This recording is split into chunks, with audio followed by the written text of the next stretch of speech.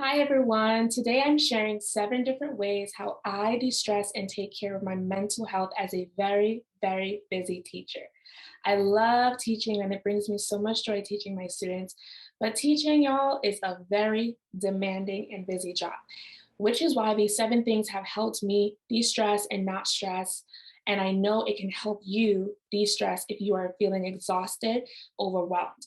Number one is starting off my day with some positive morning routine. And I use the acronym PEEPS to do that. I start off with P, pray, E, exercise, E, eat healthy food, P, positive affirmations, and S, sleep. I need to get my 7 to 8 hours of sleep so that I can wake up early. So this allows me not to rush and starts my day off on a good, positive note. When I begin my day early and I get that 7, 8 hours of sleep, I feel so relieved, y'all. I feel so relieved. I become less stressed. My anxiety decreases. But if I was rushing because I woke up late, my anxiety would increase, my stress would increase, and then I would go to work feeling stressed, feeling anxiety. The day is going to go downhill from there. So I like to start off with waking up at 5:30 a.m., which gives me about 1 hour and 30 minutes to myself during the day to get ready before I leave my house at around 7 a.m. to get to school at 7:30 a.m.-ish. So I start off with praying to God when I wake up. I thank God for waking me up and giving me the opportunity to live another day.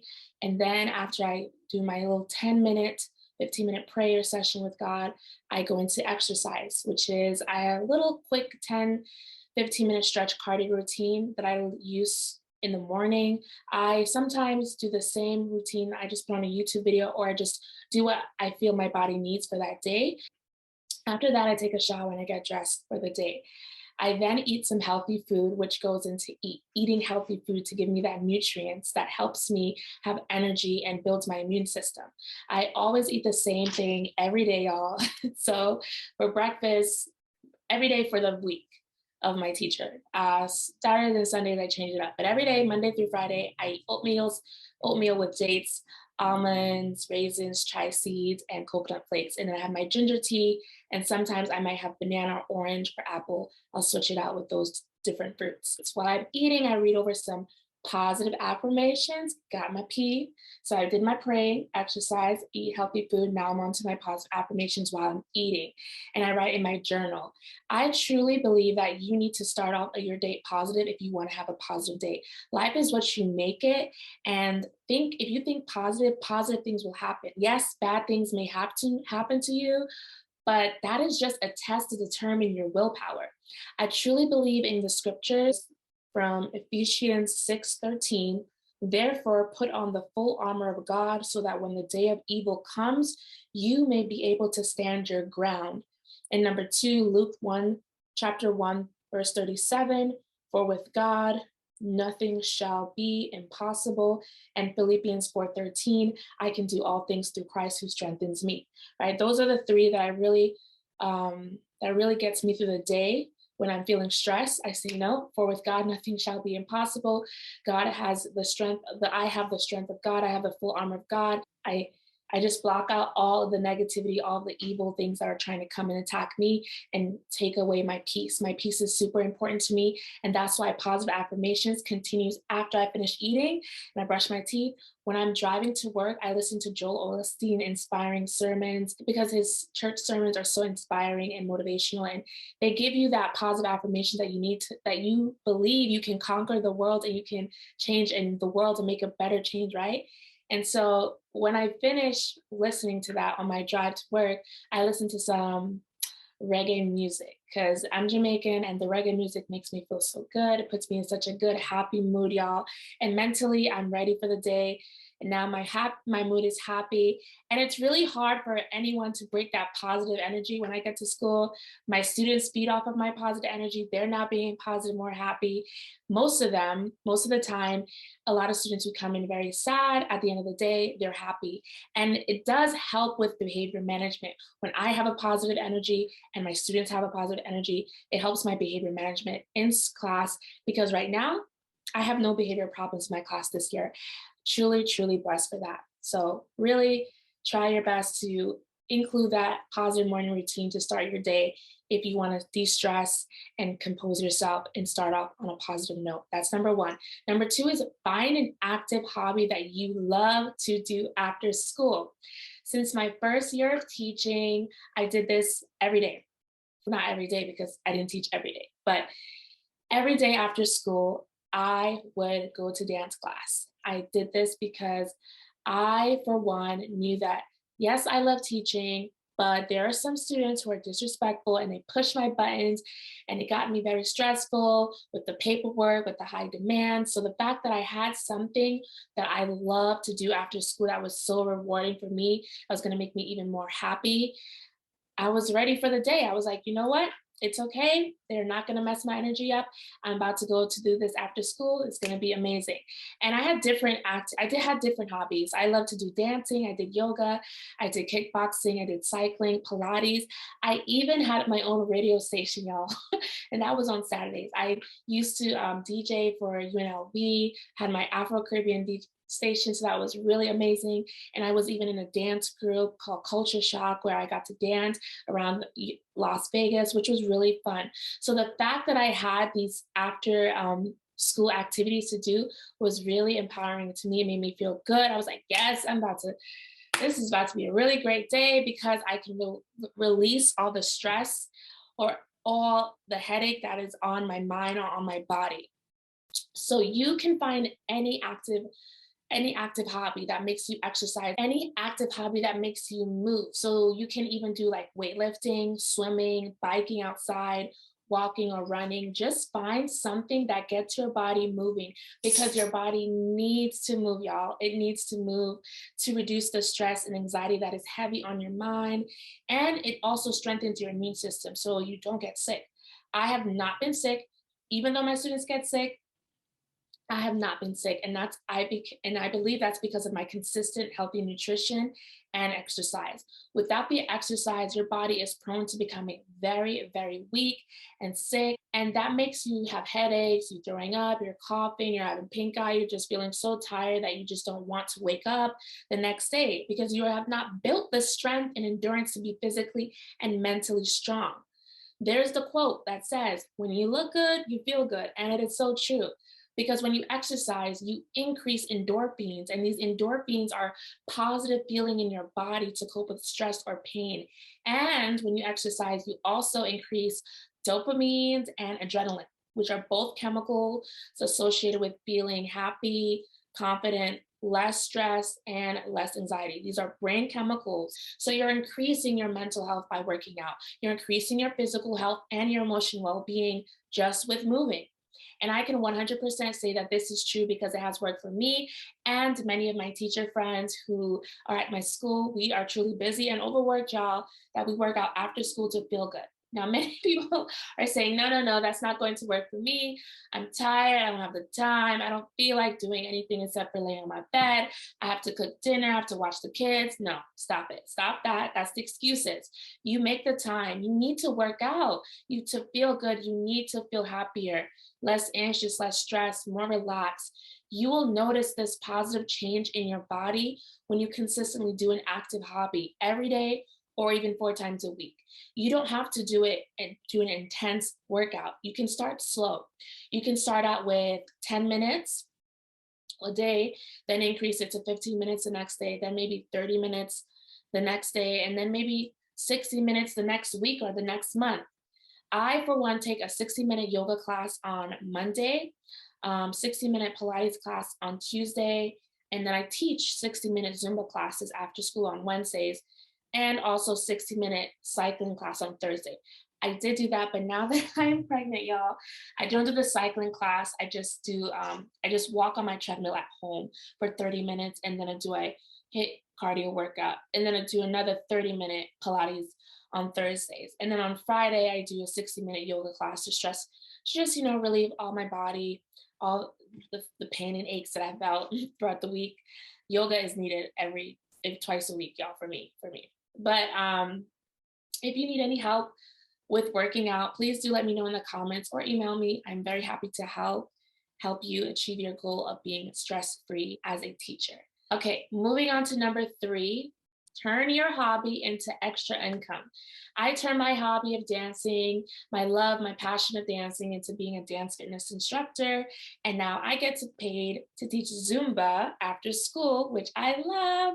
I've been dancing since I was 8 years old. And the fact that I get to teach Zumba, teach dance, fitness to other people, and help them feel happy is so rewarding. And I started out teaching Zumba in my second year teaching full-time as a full-time teacher. And I got Zumba certification in 2017 during the spring break, and then I began to teach classes during the summer and continuously onward till today. I was teaching Zumba at first 3 times a week, Monday, Wednesday, and Friday at EOS Fitness and Las Vegas Athletic Club. But now with my pregnancy, I'm just teaching Zumba on Wednesday at a private facility. Soon I will stop teaching Zumba because I'm just gonna take some time off to recuperate my body and just work out at home. I also tutor after school, which has brought in more extra income to support me and my family.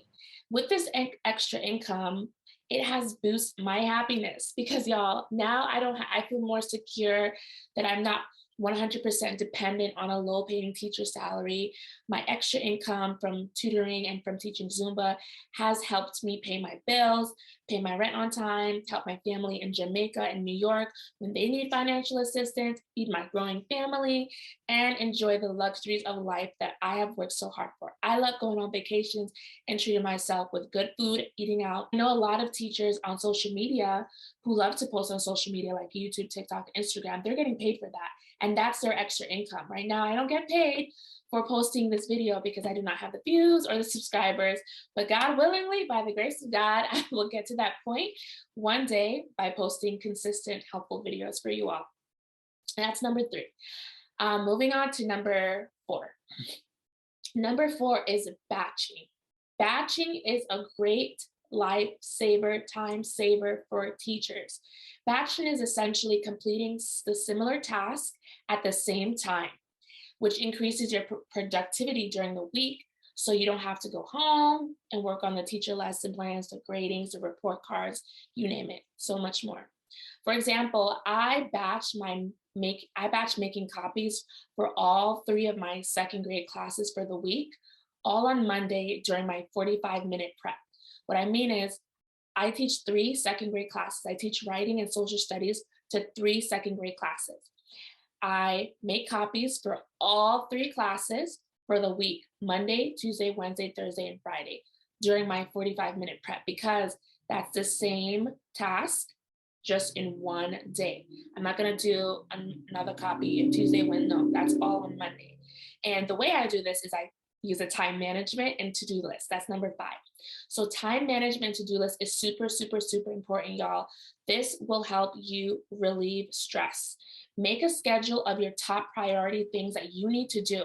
And as a teacher, I know everything seems like top priority, but there are some things that can truly wait. You can put that up to the side for a little while and focus on your top 3 priorities for the day or top 3 to 5 for the day. My weekly top priorities include making copies, making Google Slides, checking and sending emails. Number 4, checking parent messages, responding to parent messages on class tag. Number 5, making lesson plans for the following week. Since those are my top priorities, I write down top 3 to-do lists on different days of my calendar days from those top 5. So for example, on Fridays during my 45-minute prep time, I prepare for Monday because it helps me start Monday off on a good note, and I don't have to do any grading, any lesson plans, or make copies on the weekend. I don't have to come to school. I don't have to stay up late on the Sunday night because I began with my top 3 priorities for that day on Friday. Number 1 top priority on Friday is to make my copies of the differentiated homework packets for my students and make copies of the differentiated lesson for Monday. Then number 2 top priority on Friday is I edit my morning meeting Google Slides for that Monday through Friday. It takes, my morning meeting slides are super quick and easy to edit. They take about 10 minutes, even 5 to 10 minutes, really simple. I just copy and paste different things based on what the day is. Every day is different, but it's a copy and paste because I have everything already listed in the Google Slides of what I'm supposed to do. So that's number 2, editing my morning meeting Google Slides. And number 3 is editing my writing Google Slides lesson for Monday. So on that Friday, I'm preparing my lesson for Monday. I know some teachers prepare their lessons on Sundays or Saturdays. I do mine on Friday. And then on Monday morning, when I arrive to school at 7:30 a.m., before school begins, I will go back in to finish editing my Google Slides lesson that I created on Friday. That's the number 1 priority. And then number 2 is, again, I check my emails for staff updates and important information. And then number 3, I respond to parent messages on class tag, because parents do message me on Friday evenings and the weekend. So I respond to them on Monday as soon as I can, just to make sure that their concerns and questions are answered right away. Then when it is my 45-minute prep time, I go into my top priorities for my top 3 priorities. Number 1 is I make writing lesson copies for the rest of the week. So I now start making all my writing lesson copies. I'm making writing lesson copies for Tuesday, for Wednesday, for Thursday, and then for Friday is when I teach social studies. These copies include the weekly lessons for the 3 different second grade classes that I teach. So I make about 80 copies for one day. So 80 times 4 is 32. That's 320 copies. So I have to make sure I make those copies right away, just in case the copy machine is not working on Tuesday or Wednesday. I've already been prepared on Monday. And then after I made my copies during my prep time, I start going to my top priority number 2, which is creating morning meeting slides for the rest of the week, for Tuesday or Friday. I know I did this on Friday, but sometimes on Friday I don't have enough time because there's a lot of things going on. So I'll edit and just check, did I make it on Friday? And if I did, that priority is done, that's good to go. And I'll go into number 3, my top priority, which is creating writing lesson slide for Tuesday. And so my writing Google Slides are editable and very, very easy to make. I start off with a template that I always use every day, and I just make editable changes. That takes about 10 to 15 minutes, depending on the lesson. It could take less than that as well, because I'm just copying and pasting, screenshotting the writing lesson, and inputting it into my Google Slides. But if I was absent on Friday, then my top priorities would change on Monday, and it would be like, number 1, make copies because I didn't get to make copies on Friday for Monday. Number 2, edit Google Slides writing lesson for Monday, because I didn't get to do that on Monday, because I didn't get to do that on Friday. And then number 3, check email for important staff updates. I would also check parent messages during breakfast time. So students eat in my class, they're just sitting there eating, completing their morning work. I have time during breakfast time to respond to parent messages. Or if I don't have that much time because students may need assistance for their morning work or breakfast, I'll respond to parents during my prep time so that their questions and concerns are met. So the reason why I do this batching method of making copies for the rest of the week on Monday is because on Tuesday, I have a grade level chair meeting. I'm the second grade level I'm the second grade level chair, and we have a grade level chair meeting from 8 a.m. until 8:20 a.m. and then staff meeting on Wednesday from 7:45 a.m. until 8:20 a.m. And I don't have time to make copies or create my morning meeting slides before the day begins because the students arrive to school at 8:25 a.m. right after our meeting ends, and I arrive to school at 7:30 a.m. I don't want to arrive to school earlier than that. I think 7:30 a.m. is a good time for me to arrive. So when I arrive to school at 7:30 a.m., I go to my classroom, put morning work on students' desks, project the morning meeting slides, get the writing lesson slides ready on the computer, and grab a breakfast cart for breakfast to bring it into the classroom because students eat in the classroom. On Tuesdays, I do have time during my prep to do some more top priority things. So I start off with number 1, the top priority, which is grade the spelling test, because students had spelling tests on Monday. And so now I'm grading on Tuesday. And then I also go into number 2, where I create lesson plan for the following week. So our principal wants us to create a weekly lesson plan of what we're teaching every day. This is separate from my Google Slides writing lesson. So I have to create a lesson plan for the following week. So I start with creating the lesson plan for the following week, all the way from Monday to Friday. and I finished editing that on Thursday. So I'm starting this on Tuesday, and then on Wednesday I finish editing it, and then Thursday it's all finalized because it's due by Thursday. So since the lesson plan for the principal wants is due on Thursday, I start working on it on Tuesday. And so that's number 2. Number 3 is I edit Google Slides lessons. So I start making the lessons, editing the Google Slides writing lesson for Wednesday. And on Wednesday, during my prep, I finished everything. I finished grading, the lesson plans, and also the writing lessons for Thursday. By Thursday, everything should be done for the week, and now I should be planning for the next week on Friday. So that's why on Friday I said I now start planning ahead for Monday, and Monday Google Slides, Monday copies, Monday homework and packets and stuff like that. Because I only have time during my prep because we have so many meetings. On Thursdays, I also have a second grade meeting that takes up all of our time because we are discussing academic plans, homeworks, response to interventions, behavior, concerns, you name it, everything we're discussing at that meeting. So that's number 5. I know that was rambling on a lot. Hopefully that was helpful for you.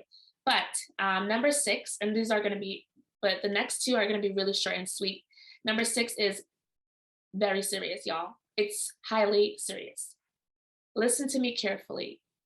Do not work on the weekends.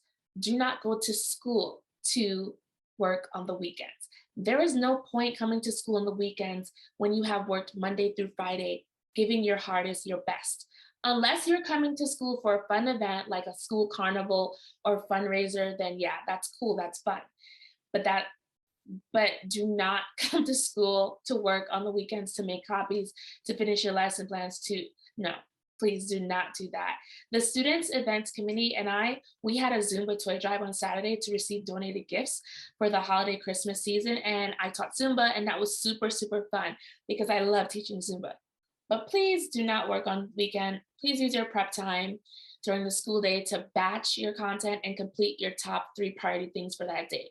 Either your prep time or come to school early and make use of your time during the weekday when you're getting paid for school. On the weekends, you're not getting any overtime. So you're putting in effort and you're losing out on sleep, you're losing out on relaxing time, and that's not fair to you, and that's not fair for your body and your mental health at all.